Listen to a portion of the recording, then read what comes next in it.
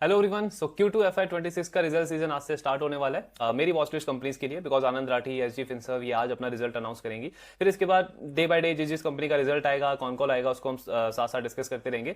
But उससे पहले आज हम एक कंपनी को कवर करेंगे Q1 FY26 के बेसिस पे। सो ऑटो एंसिलरी स्पेस से ऑलरेडी 3 कंपनीज को हमने डिस्कस किया है। आज एक और कंपनी को समझेंगे, प्रीकॉल लिमिटेड। तो इसका बिजनेस मॉडल, कंपनी की क्या प्रोडक्ट्स हैं, क्या सर्विसेज है, कैसा ग्रोथ रहा है कंपनी का लास्ट कुछ ईयर्स में, अभी कैसी परफॉर्मेंस है और मैनेजमेंट का कैसा गाइडेंस है, कैसा आउटलुक लगता है, ये सारी चीजें डिस्कस करेंगे।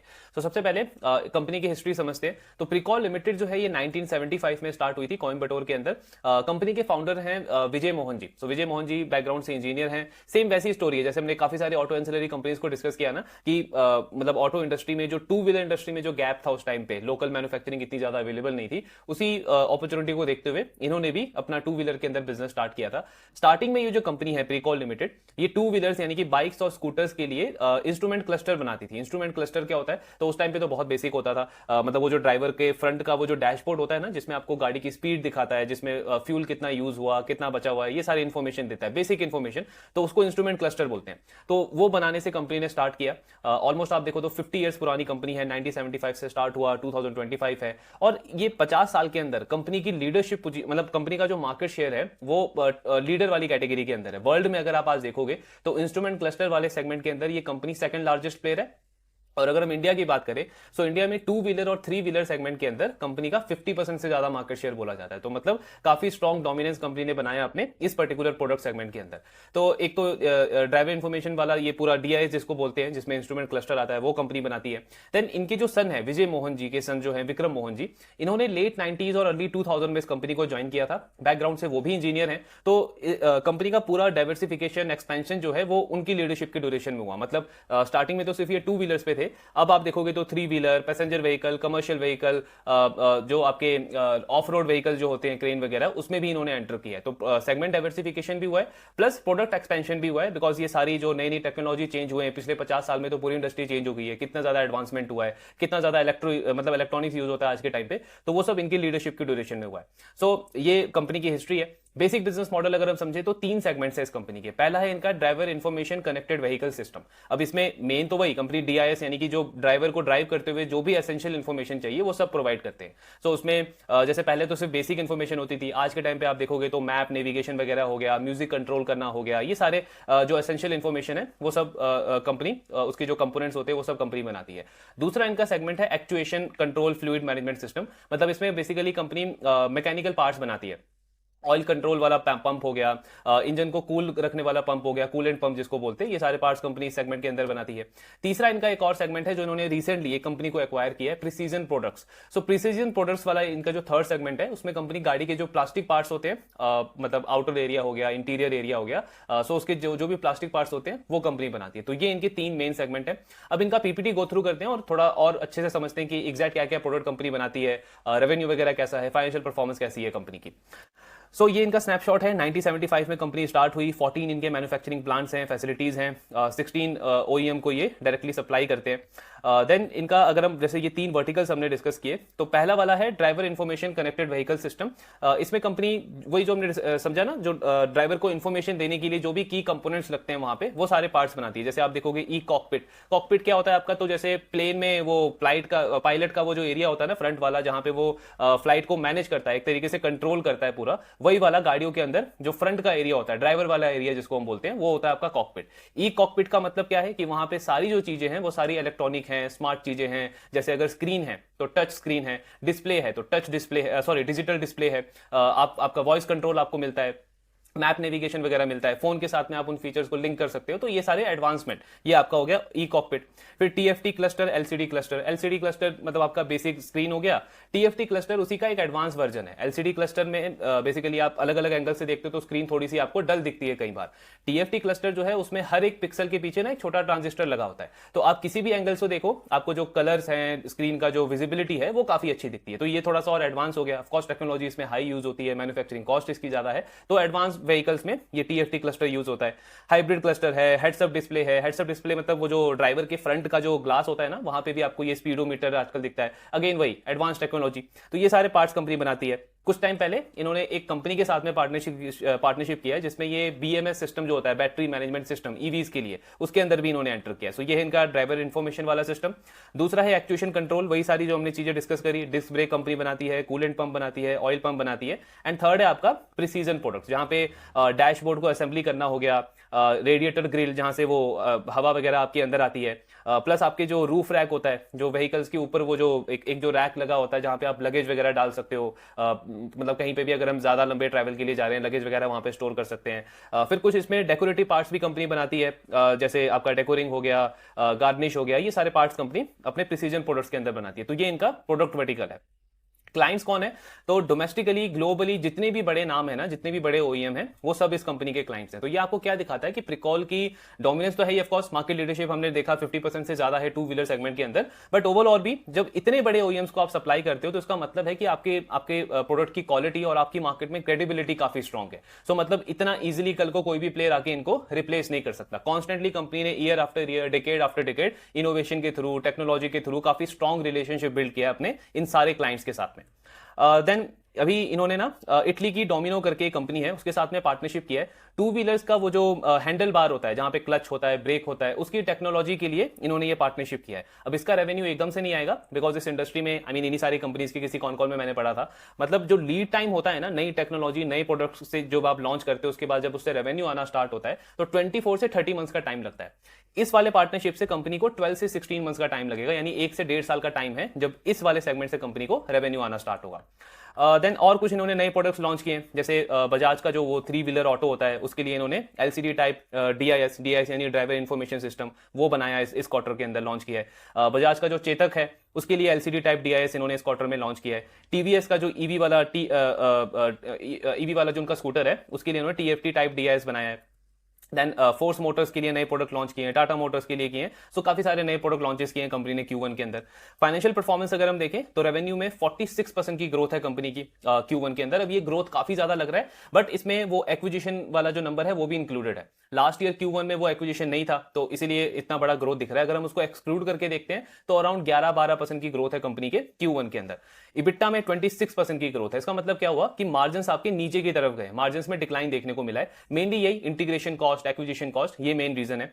और पैट भी अगर हम देखें तो सिर्फ 9.5% का ग्रोथ है, यानी कि टॉप लाइन की ग्रोथ तो अच्छी है, लेकिन आपका इंटीग्रेशन कॉस्ट प्लस जो आपने एक्विजिशन किया है उससे आपका डेप्रिसिएशन कॉस्ट बढ़ गया है, इंटरेस्ट कॉस्ट भी कंपनी का इंक्रीज हो गया YoY लेवल पे। तो ये सारे रीजन है जिससे EPS में या पैट में हमको ग्रोथ ज्यादा नहीं दिखा है, बट टॉप लाइन की ग्रोथ अच्छी है एंड ओवरऑल इबिटा में 26% का ग्रोथ देखने को मिला है। सो ये ओवरऑल फाइनेंशियल परफॉर्मेंस था कंपनी का। बिजनेस मॉडल हमने समझ लिया, कंपनी के क्या प्रोडक्ट्स हैं, क्या सर्विसेज हैं, इसको समझ लिया, और अभी कैसा परफॉर्म कर रही है ये भी डिस्कस कर लिया। अब इनका कॉन कॉल शॉर्ट में डिस्कस करते हैं कि मैनेजमेंट क्या गाइड कर रहा है आने वाले क्वार्टर्स के लिए। सो एक तो जो इन्होंने एक्विजिशन किया है प्रिसीजन प्रोडक्ट्स वाला, उसमें इस क्वार्टर में 205 करोड़ का रेवेन्यू आया उस कंपनी से, यानी उसको अगर मैं एक्सक्लूड कर दूं तो प्रिकॉल का ओवरऑल ग्रोथ जो है वो 11-12% का होता है Q1 के अंदर। उसके इबिट्टा मार्जिन कितने हैं उस बिजनेस के? 7% का इबिट्टा मार्जिन है। तो ये थोड़ा सा प्रॉब्लम है, बिकॉज ये जो इन्होंने एक्विजिशन किया है ना, ये मार्जिन एक्रेटिव नहीं है। जैसे हमने ल्यूमैक्स में देखा या और बाकी कंपनीज में डिस्कस किया है कि उन्होंने जब एक्विजिशन किया है तो वो मार्जिन एक्रेटिव रहा है इस कंपनी के लिए। इसके लिए इनके लिए ये वाला एक्विजिशन मार्जिन एक्रेटिव नहीं है। मैनेजमेंट का कहना है कि जनरली जो प्लास्टिक पार्ट्स बनाने वाली कंपनी होती है इंडस्ट्री में, उनके मार्जिन 10 से 11% होते हैं।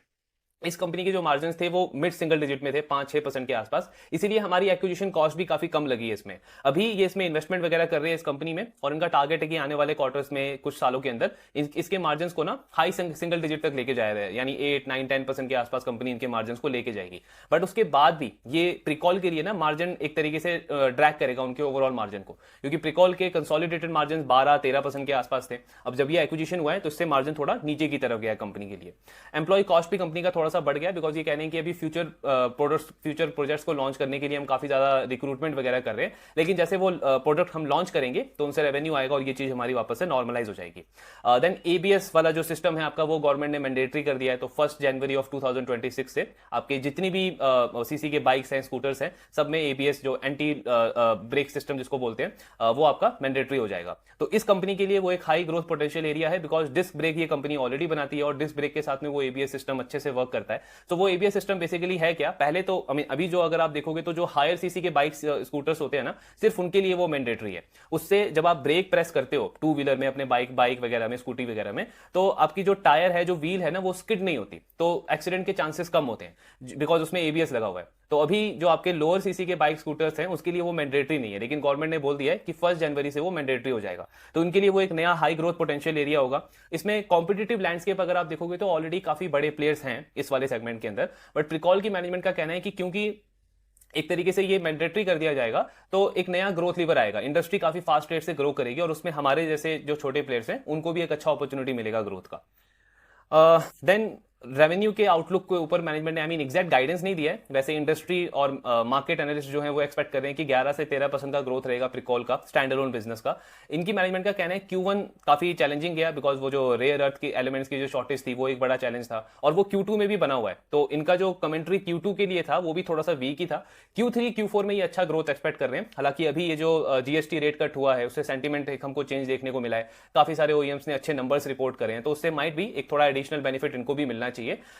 लेकिन एग्जैक्ट इन्होंने गाइडेंस दिया नहीं है इस साल के लिए कि फुल ईयर बेसिस पे कंपनी कितना ग्रोथ एक्सपेक्ट कर रही है। देन मार्जिन को लेके भी इनका कहना है कि एग्जैक्ट टाइमलाइन अभी हम बता नहीं सकते कि कौन सा क्वार्टर होगा या कौन सा फाइनेंशियल ईयर होगा जहां पे वो जो प्रिसीजन प्रोडक्ट वाला जो कंपनी है उसके मार्जिन हमारे कंसोलिडेटेड लेवल पे मैच कर जाएंगे, लेकिन उसके मार्जिन बढ़ेंगे। क्यों बढ़ेंगे? बिकॉज अभी वो जो कंपनी है ना वो काफी नॉर्मल प्लास्टिक पार्ट्स बना रही है व्हीकल्स वगैरह के, 2 व्हीलर्स के, 4 व्हीलर्स के, बट कंपनी उसमें अगेन वैल्यू चेन में आगे की तरफ मूव कर रही है। तो जो आपके कॉम्प्लेक्स पार्ट्स होते हैं जहां पे प्रिसीजन एकदम चाहिए आपको, यानी कि वो जो हमने क्राफ्ट्समैन में समझा था ना कि एक बाल बराबर भी उसमें डिफरेंस नहीं होना चाहिए जो भी आप पार्ट्स बना रहे हो, प्लस उस पार्ट्स की स्ट्रेंथ ज्यादा होनी चाहिए। कॉम्प्लेक्स पार्ट्स जो होते हैं जहां पे आपको थोड़ी सी ज्यादा कॉस्ट लगती है, तो उस वाले सेगमेंट के अंदर कंपनी एंटर कर रही है। इनका कहना है वो हाई ग्रोथ पोटेंशियल भी है और हाई मार्जिन भी हमारे लिए जनरेट करेगा, तो वो हमारे मार्जिन को ड्राइव करेगा। बट ऑफकोर्स कोई एग्जैक्ट टाइमलाइन इन्होंने दिया नहीं है कि कब कंसोलिडेटेड लेवल पे हमारे मार्जिन जो है वो एक जैसे हो जाएंगे दोनों कंपनी के।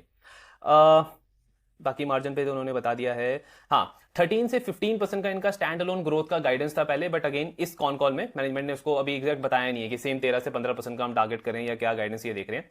कैपेक्स के ऊपर इनका टारगेट है कि नेक्स्ट 3 इयर्स के अंदर 500 करोड़ का ये कैपेक्स करेंगे। तो इनका लास्ट ईयर फुल ईयर का अगर आप पैड देखोगे तो 170 करोड़ था, यानी उसका ऑलमोस्ट 3x आप इन्वेस्ट करने को देख रहे हो अपने फ्यूचर एक्सपेंशन को लेकर के। तो कैपेक्स का नंबर अच्छा है।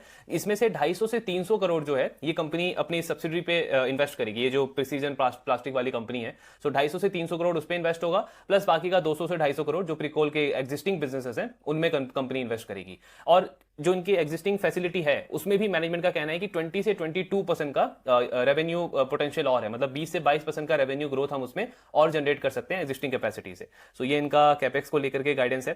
देन मतलब रॉ मटेरियल की डिपेंडेंसी जो चाइना के ऊपर है उस पर इनका कहना है कि कोविड के बाद से ही ना हमने इस पे काम करना स्टार्ट कर दिया था, लोकलाइजेशन पे, बैकवर्ड इंटीग्रेशन पे, ये सारी चीजों पे काम करना स्टार्ट कर दिया था, तो काफी हद तक डिपेंडेंसी कम हुई है। लेकिन इसके बाद भी अगर आप देखोगे तो कुछ ऐसे क्रिटिकल कंपोनेंट्स हैं जैसे डिस्प्ले हो गया और भी काफी सारी ऐसी चीजें हैं जिनमें वर्ल्ड में चाइना जो है वो लार्जेस्ट मैन्युफैक्चरर है। तो हम नियर फ्यूचर में कितना भी बैकवर्ड इंटीग्रेशन कर लें या सप्लाई चेन डाइवर्सिफाई कर लें, बट चाइना से 100% हम डी रिस्क नहीं कर सकते, तो वो चीज रहेगी चाइना के साथ में।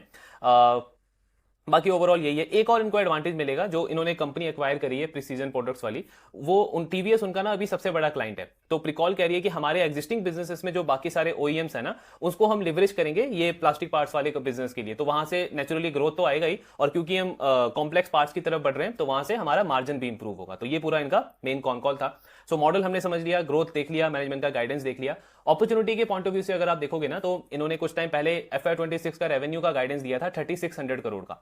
अभी लास्ट ईयर कंपनी का पूरे साल का रेवेन्यू था 2700 करोड़। सो वाई ऑलमोस्ट 33% का ग्रोथ कंपनी टारगेट कर रही है।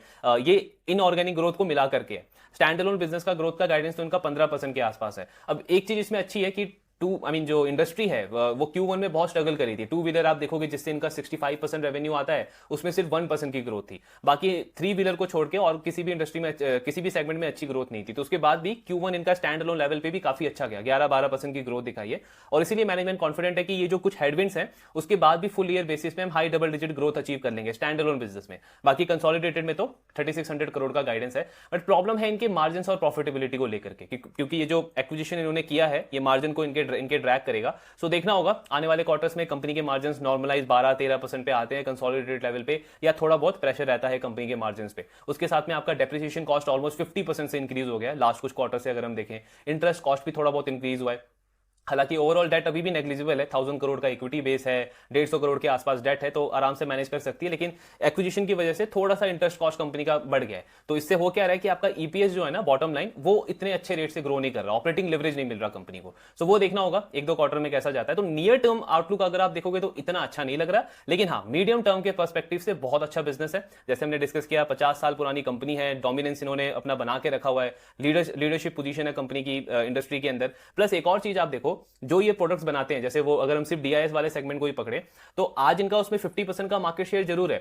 लेकिन अनलाइक जैसे हम बहुत सारी बड़ी कंपनीज को देखते हैं, एफएमसीजी में आप हिंदुस्तान यूनिलीवर को देखो, ब्रिटानिया को देखो, नेस्ले का देखो, उनका एक एक पर्टिकुलर प्रोडक्ट सेगमेंट के अंदर मार्केट शेयर आज बहुत ज्यादा है, 40%, 30%, 70%। लेकिन उनके पास स्कोप नहीं है कि वहां से वो और उसको इंक्रीज कर पाए या वो इंडस्ट्री उनकी और ज्यादा ग्रो कर पाए। ऑलरेडी हर एक जगह पे पेनिट्रेटेड है। बट इनके जो प्रोडक्ट सेगमेंट्स हैं, इवन तो इनका 50% का मार्केट शेयर है, लेकिन ये इंडस्ट्री ही बहुत हाई रेट से ग्रो करेगी, बिकॉज आपका ईवी ग्रो करेगा। ईवी वाले पार्ट्स कंपनी ने ऑलरेडी बनाने शुरू कर दिए हैं। वो जो टीएफटी क्लस्टर हमने देखा, जो डिजिटलाइजेशन देखा, जो एडवांस चीजों कंपनी ऑलरेडी बना रही है लास्ट 2-3 सालों से, इनकी डिमांड तो अगले 5 साल 10 साल में और बढ़नी है।